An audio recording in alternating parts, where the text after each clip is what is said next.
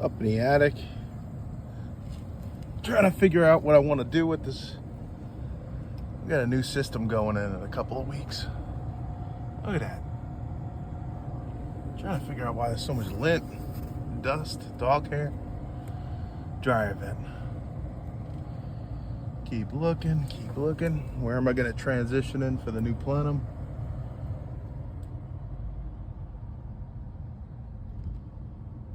Look at that 90. That's a beauty.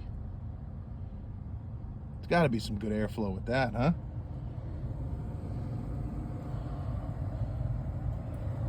It's unbelievable what goes on out in the field. At least it's got the UV, you know? Catch you guys on the next one.